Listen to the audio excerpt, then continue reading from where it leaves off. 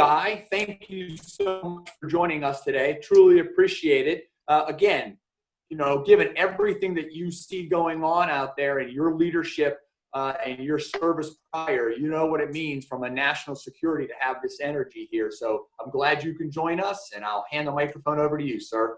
Hey, thanks, George. I appreciate it. And thanks, Matt, for putting this together. It's really good to be on the call with the Dean of the Delegation, GT, and of course, my good friend, Fred Keller. So thanks for being on the call, everybody.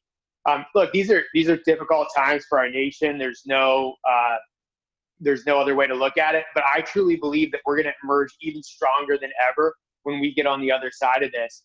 And I think that what's going to be critical is our natural gas industry. Look, I was born and raised in the South Hills of Pittsburgh, and I've seen the transformation that the natural gas industry has had on this corner of Pennsylvania. That's why last summer I even brought up a few other members that are on the Heat team to see the renaissance here. We did some tours. It was incredible. But we are now, as you guys know, we're America's second largest natural gas producing state. We're really a state among nations in terms of natural gas production, just like Texas is. So I'm really excited about that.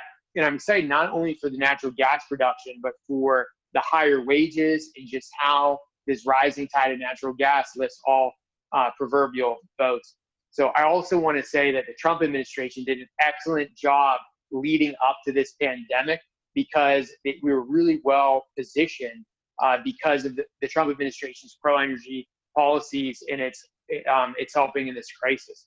But I do believe that as we recover from this pandemic, we've got to do something to make sure that we maintain our supply chain of energy. And of course, the more that we have it produced domestically, the better it's going to be for us.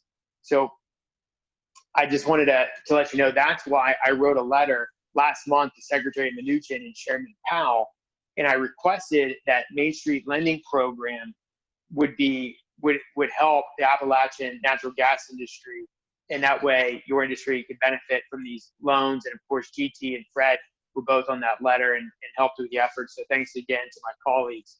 I was really happy last week when the Fed rolled out the new lending program that does incorporate a lot of these changes.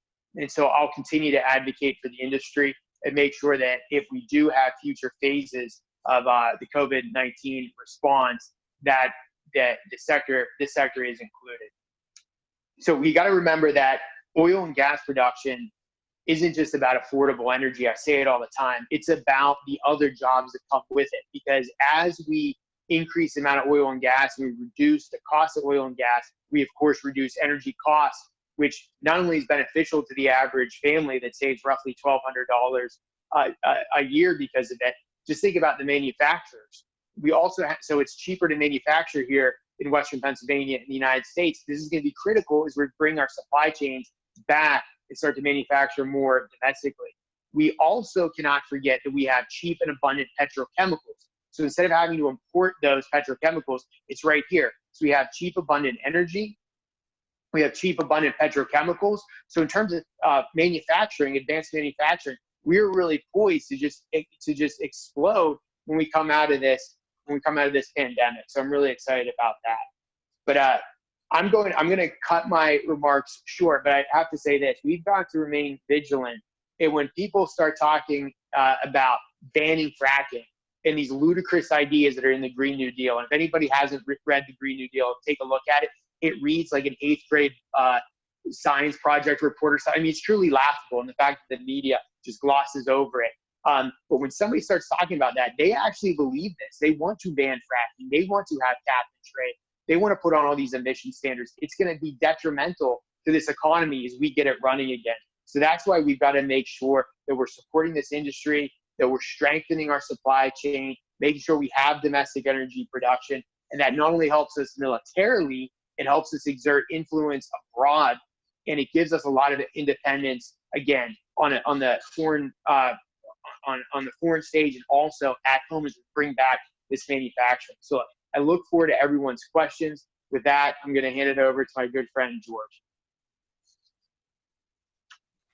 Guy, thank you so much. And again, I'm excited for the opportunity to talk about the national security standpoint. You know, again, we're from a Cabot standpoint exporting LNG from Susquehanna County, Pennsylvania to Japan, and those things matter.